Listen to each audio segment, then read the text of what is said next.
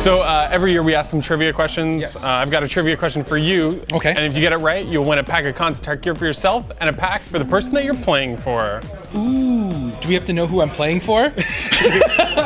Well, I'm sure the person who you championed is really happy because they see their name down below. Oh, right, that's how it happened. Whoa! It's technology. So your question is, name the only colorless legendary creature in Cube. I'm gonna say Masticore. Yeah! Sorry. Sorry, it's Emrakul. What the hell is an Emrakul? What's an Emrakul? I don't know. You'll see it in Modern Masters 2. So the question, cube-related question, is with Koth of the Hammer, his +1 ability untaps a mountain, turns it into a 4/4 creature. What is the creature type of that mountain? I'm gonna go with Elemental. Done! Bam! You nailed Nailed it. it. Concentrate gear for the person you're playing for, and a Concentrate gear pack for yourself. Amazing! Awesome! So this is for a booster pack of Concentrate gear for yourself, and one for the person you're championing. I would really like to get a pack for myself and for this person, but watching the previous videos, I don't know if I'm gonna be able to answer this. There's so many cards I don't know. There are 5 flip cards in the cube. Can you name 3 of them? Yeah, there's Garrick Relentless. There was, I think I saw a Cloistered Youth and a Delver of Secrets. There you go. You've just won a booster pack of Concentrate gear for yourself and the person you're championing. We ask people trivia questions at the Holiday Cube Draft, and if you get it right, you win a pack of Concentrate gear for yourself, as well as the person that you have championed. That's terrible news for the person I championed. I never get the trivia correct. What is the Planeswalker in Cube that costs the most loyalty to Ultimate? It's black, blue, and red. It is not. Oh, good, it's Karn. It was Karn.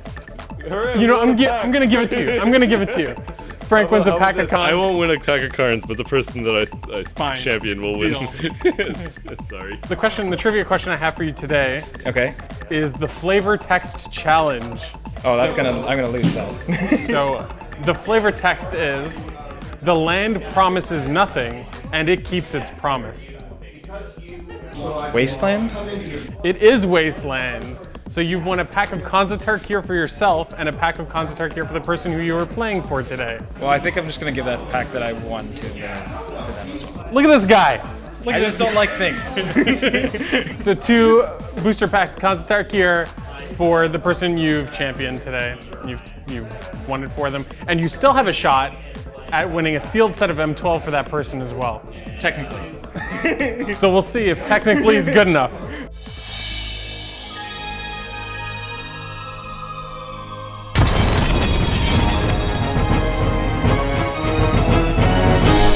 And we're back. This is the 4th round now. And Chris Girardo is against Chris Ha. I'm Milo, and I'm joined once again with Adrian in the booth. We are here. We are ready for round 4. This is going to be great. Are you excited? This is the last round before we cut to top 4. I am excited. I'm excited to see Chris Girardo's deck. And I think it's going to be very cool, very aggressive. Nice counter to Chris Ha's Simic control thing that he's playing, right? Yeah, is this going to be yet another Simic clinic, sir? Oh, I don't know. We'll see. One of my favorite phrases We'll have to find out. We'll have to find out. But I think that Chris Girardo is going to put a lot of pressure on Mr. Ha real early in this game. So we'll see. The records are Chris Girardo is 2-1 and Chris Ha is 1-2. Now there's a chance that one person at 2-2 could break into top 4, and if Chris Girardo wins this, he's guaranteed top 4. So it's a win and in for Chris Girardo. We'll see how he does. Yeah, he's got to be happy with his performance so far today. He hasn't played Cube in a very long time, and Magic in general. But the thing about Chris Girardo, he's a columnist on flockofnerds.com, and he's a gamer. He reviews board games every week. And he does a series called Why It's Terrible. So he knows game mechanics. He knows games, right? And this is just another game to him. Absolutely. When I told him he was invited to this holiday Cube draft, he went to Cube Tutor and he drafted like 10 decks a day for 2 weeks. So he's well versed in what is in or out of the cube. Exactly. So even though he didn't get a lot of experience playing Magic, he knows everything that's in the cube, and he knows the way He knows better, almost better than anyone, how to draft it. Should be great. I'm looking forward to it. And you said you were pretty impressed with his deck. I like it. Yeah, it's very aggressive, and it's going to have to be here because Mirror of Everbrook on turn 2 can be problematic, especially if it flips over. It can be, unless you're playing the type of deck that has a lot of 2-drops and aggressive creatures. See, isn't that sick? Spirit of the Labyrinth against Chris Ha is really good. Really good, yeah. It's probably the best Spirit of the Labyrinth's ever been in its life. I like this play from Girardo. And he has a blocker too. So we're gonna have a flipped Halapak Alpha. Chris Hart decided not to play anything in turn 3 in order for that to happen. And is that the sort of thing that can bite him in the butt? Potentially, but he is playing a control deck, and he may not even want to play anything on turn 3 to represent some sort of counter spell or bounce spell or whatever he may have in his deck.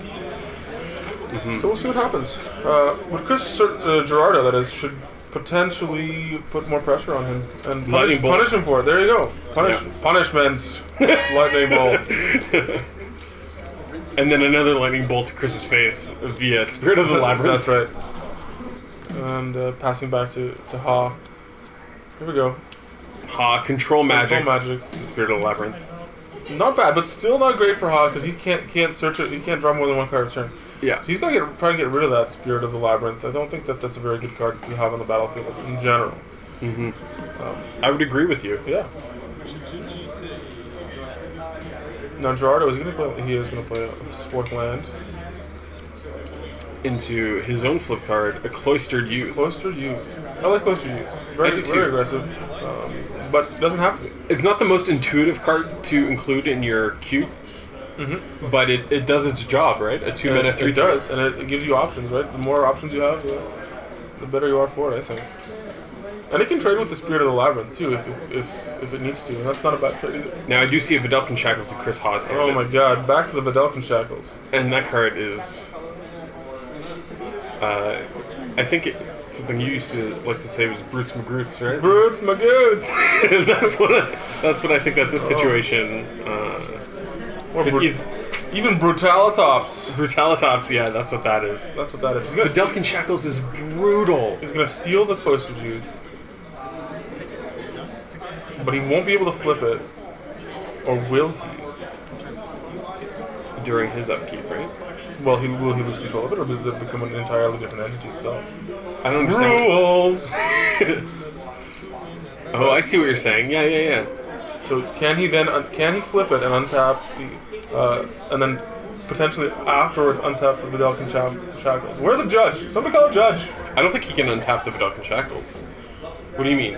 He can, if he flips the Cloistered Youth, right, he will retain control of it.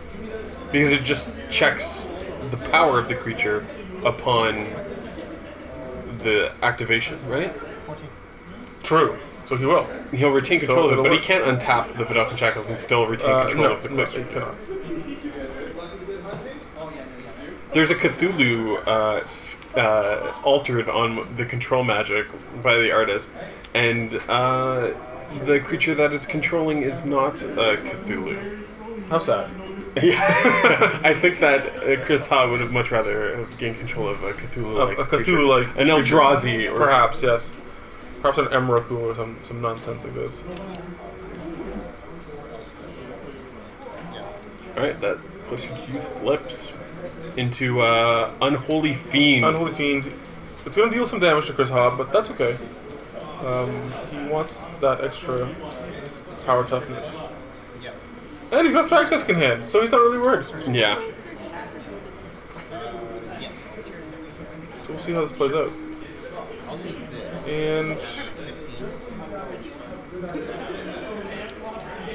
an Edric. Edric is good. Undervalued, I think, at times. He's gonna get in the red zone. He's gonna force a block. He's gonna draw a card. He's gonna draw a card. He's gonna force a block. Oh no, he's not gonna draw a card. Yeah, I think Girardo made the right block. I think that it's better to have the Spirit of the Labyrinth stay in play here. Yeah. Right? Take the damage. And then we have a Trigon Predator. Trigon Predator. So Chris Ha is doing what Chris Ha does with the Simic nonsense, clogging the board with lots of creatures, and just making it generally miserable for Chris Girardo. Here's an attack. Do you see a block here? No. Oh, no, he trades. He decides to trade. Well, I guess he did block then. Well, I guess that's what happened. All right, and then we got an earthquake for one, for two. For two. For two. Get those things off the board. That's great. That was a great play by Girardo, baiting out the block, and I think he then earthquaking for the rest of the board. That's really good. Yeah, yeah, absolutely. Like he was okay with it. He just attacked because he knew he was going to earthquake anyway. Exactly. Right. So it was a value attack, and he ended up getting a value block. It's really good. Really great job. Yeah, he would have been happy either way. Because now he can play a creature if he wants, but that Vidalcan Shackles is still on the battlefield. Yeah, he's got to try and get rid of that in some way. It's so hard to deal with. So Chris, does he have? Let's take a look and see if he has any sort of main deck artifact removal. Chaos Orb. Yeah, that'll work. So Chaos Orb in this cube, the way it's played is 2 mana artifact, then you pay 1 and sacrifice it and destroy any target permanent you want, even lands or artifacts, planeswalkers, anything. Yeah. So there's a Mull Drifter from Chris Ha. He's going to draw 2 cards, and still has that Vidalcan Shackles, and is still able to activate it at instant speed. In response to Girardo's end step. Yeah. Yeah. The more I see Vidalcan Shackles, the more I think, wow. Yes, it's a pain. And he's got a Seal of Cleansing in the board. That's probably going to That's going to come in. It's going to come in, yeah.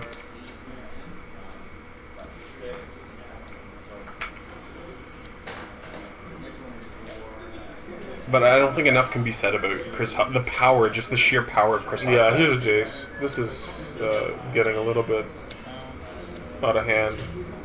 Brainstorm. Putting 2 back.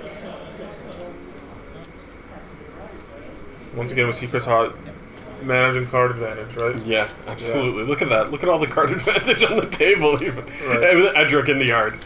Just like... Yeah. Is there any card that just doesn't replace itself in your deck? Yeah, honestly.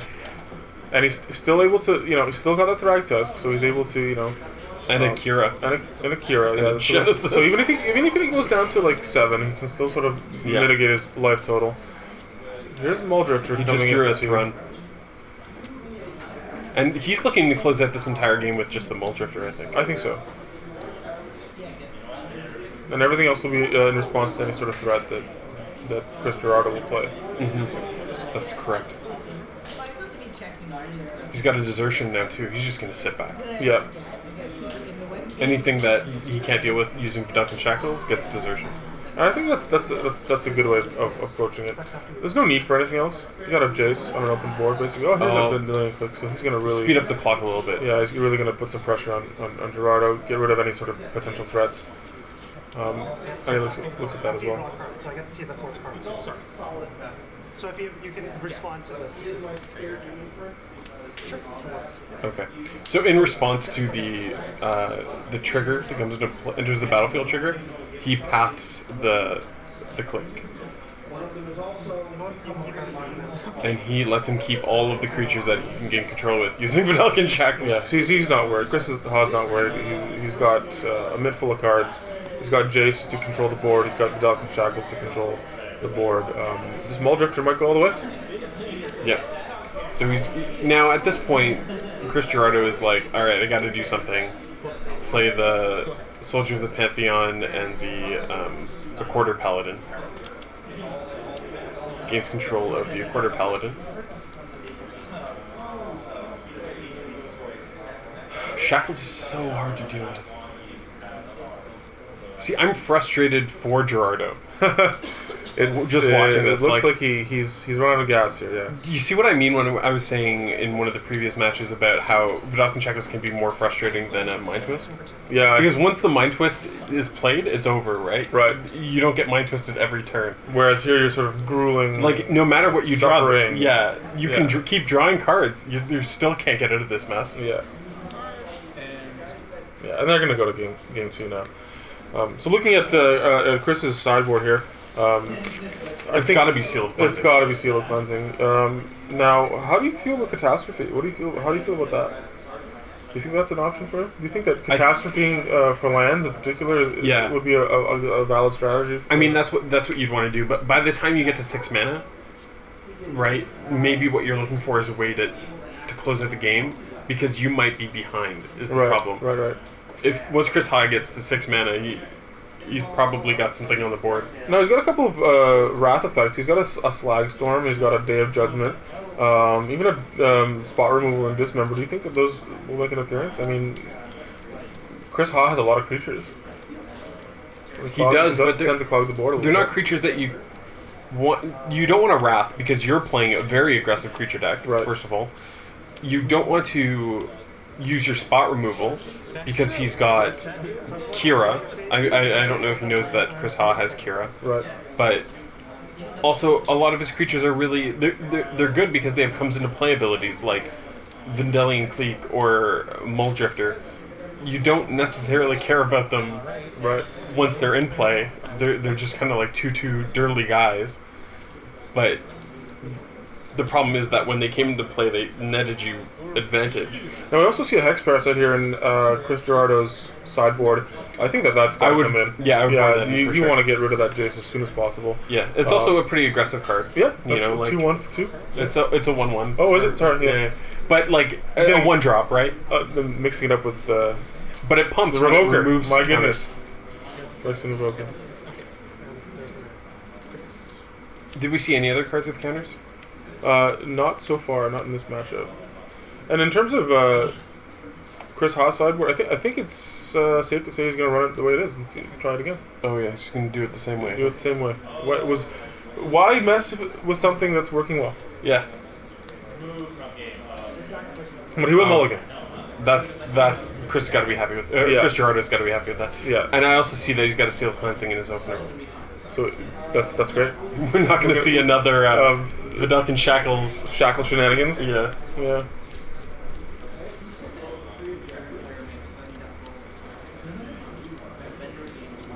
What do you think about pile shuffling?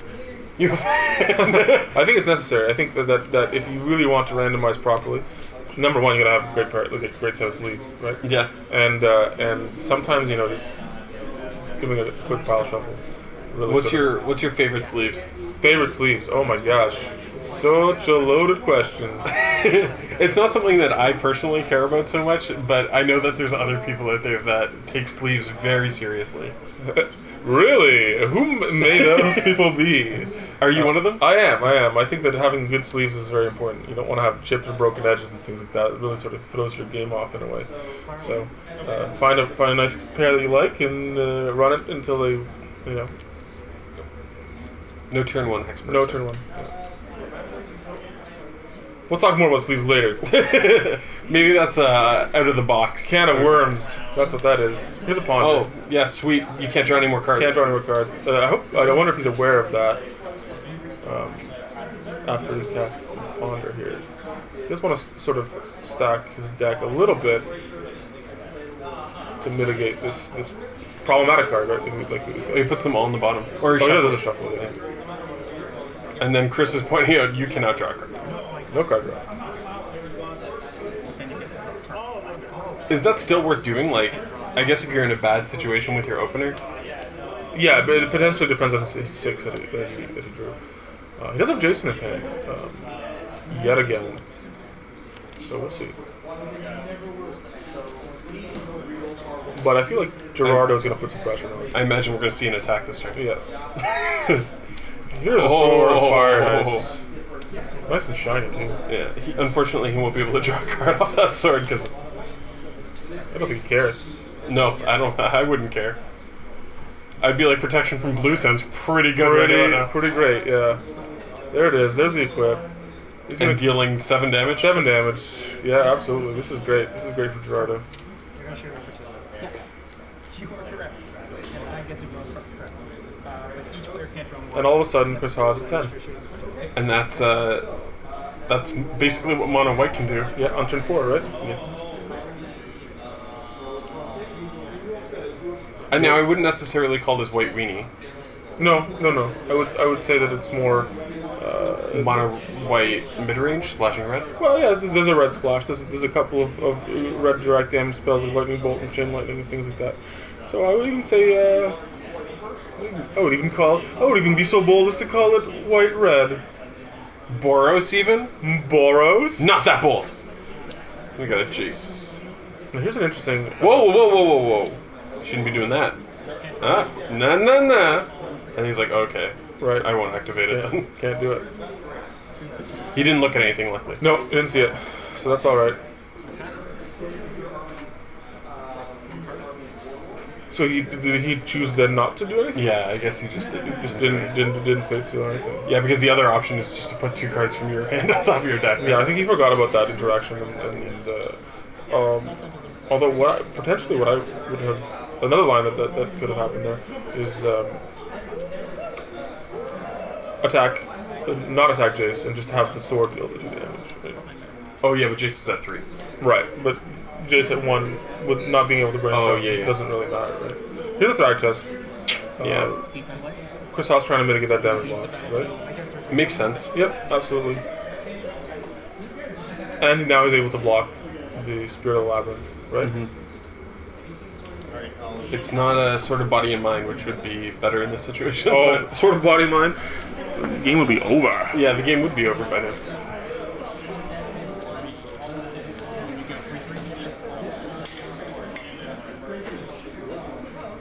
Now here's a tough situation. What would you? He's just gonna go with the Spirit of the Labyrinth. Well, maybe he's gonna think about it because he will lose the Spirit of the Labyrinth. There will be another creature on the battlefield.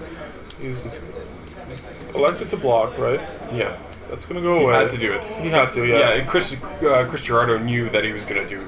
Yeah. That, like he knew that was gonna be the. And being the aggressor, you're allowed. You have a better sense of what kind of direction you want the game to go in this case, right? Mm-hmm. So he'll re-equip, he'll play the quarter paladin. And then he's got a 5/5 frontline medic. That's right.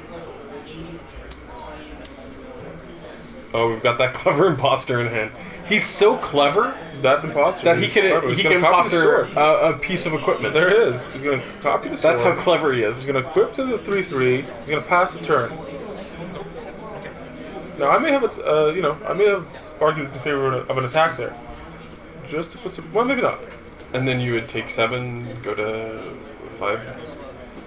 Maybe not. I don't know. That might have been the right play. Because Girardo would definitely have to block with the Yeah, I think so. 3/1. I think so. Yeah. Otherwise, he just loses it. Right? Yeah, exactly. And takes 5. What is this? Ooh, Sublime Archangel. Ooh, everything has exalted. exalted. My goodness. So, a really big swing back here. It's an 8/8. It's an 8/8 right now. So, bad trades if he's gonna. Well, not trades, chump blocks at this point, right? Yep. So he takes. He's just gonna take it. Yeah. Is that a Genesis? He has a bribe and a Genesis. Is that right? Yeah. And he plays a tapped Sacred Foundry. So that puts Chris Hunter in range of some kind of death. Some kind of of bolt action. We're gonna have a bribery. How strong is bribery in this context? What do you think? I think we're about to find out. Does he have any other options? He needs a flyer because he has to block Sublime Archangel or he dies. Right. Once he equips the sword to the Sublime Archangel, so he doesn't even have to equip it. But He's gonna get the hero Bladehold. I don't think Chris had any other flyers in his. Girardo had any other flyers in his deck. So at this point, it's just a question of whether or not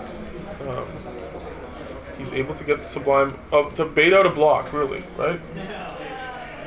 Or that Sublime. Just pass the turn, okay? Oh yeah. So what you're saying is he should have attacked with the beast? To see Yeah, if he- potentially. Yeah. Just to see if that was his only out, right? Yeah. To try and potentially I get you. get a block. I get you, man. But I think that Chris Girardo's going to take this one. Yeah, there it is. That, like you predicted, some sort of clairvoyant over here.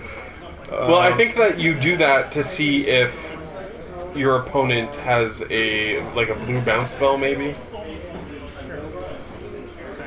And that's interesting because he can target the opponent's sword now, right? With that. Yes. So that game goes game Girardo. 1-1, Ha and Girardo. There it is. But that was an interesting choice for Girardo to show him the Seal of Cleansing. Yeah. I don't know if I would have, but I don't know if... I know that Chris Girardo knows what's in this cube, but I don't know what he was thinking. Maybe there's like an instant... Maybe he wants him to know that it's in his deck, and then he boards out the Vidalcan Shackles. And then he boards out the Vidalcan Shackles, or something like. Or perhaps he wants to know that, like, hey, I have answers. You got to be careful as to when you slam it. Oh yeah, maybe that could be it. He does have a treachery and a control magic as well. Yeah. So beware, Chris Ha. Beware.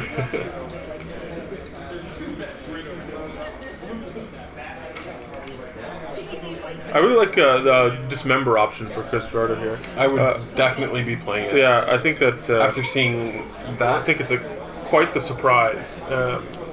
Especially with mono white or Boros or pink or whatever you want to call it. But I mean, in Cube, white's a little different in Cube, right? Yeah. White could have Path to Exile, white could have Swords to Plowshares. Sure. Like, if somebody has just one white open, this is true. You have a point, yeah.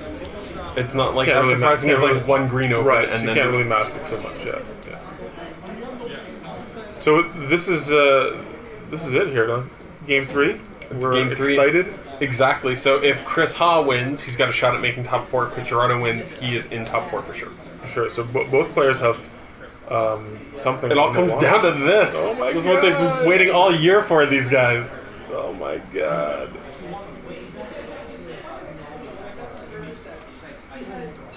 Are you excited about the holidays? I love the holidays. The holidays are one of my favorite times of year. Full of cube drafts and things of this nature. Yeah. Alright, so we're going to take a look at Chris Ha's hand here. Pretty good look. I saw a Mana Drain there and a Trigon Predator. And he's going to lead with Island. Seems good. Seems really good. Seems appropriate. And we got aggressive start. one. Yeah. Soldier Pantheon. So Mana Drain, I think he's going to Mana Drain regardless of anything that's going to come down here for Girardo. Would you? Probably. Just to slow everything down a little bit, right? Yeah. Oh? Maybe not that. You know what? Okay, we've had a discussion about this before, but I just want to go over it in the booth. Because you should have definitely played the Akrasan Squire before attacking, right? Because you get the Exalted trigger. Right. However, when you make a mistake like this, the best thing to do is to not try to cover it up, but just ask yourself, how do I win from this situation? Exactly. Right? Which is what Chris did. You see, because if he didn't want Chris Ha to know he made a mistake and he didn't play the Squire, he wouldn't be able to this turn have 3 mana up and still get that Exalted trigger. Exactly. So, good job, Mr. Girardo.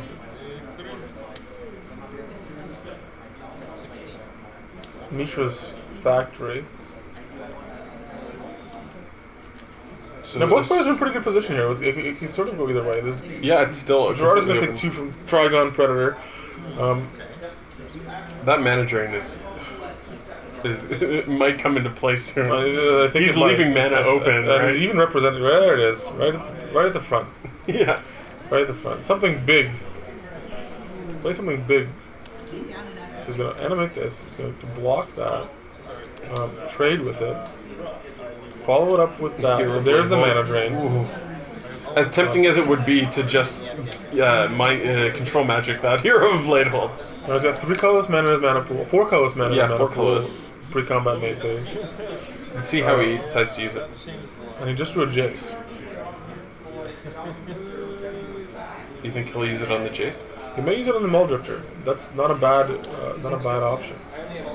There's a Jace. So he used 2 of it for the Jace, and then he's going to Brainstorm. Right.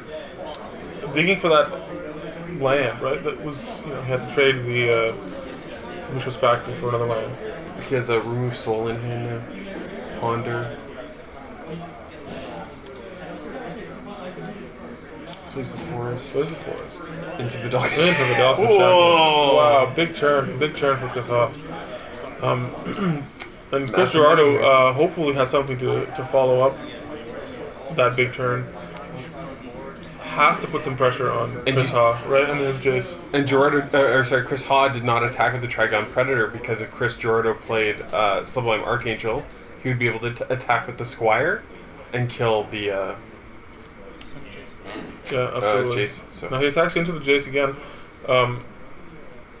but that didn't really work out for. Yeah, for I think he was trying to represent that he had a trick. Yeah, but of course, Chris Ha didn't fall. Yeah, for Chris Ha is gonna block regardless. I think. Yeah, he wants to keep that Jace alive. Keep getting his card advantage. We keep talking about card advantage. It's like it's good in cube or something.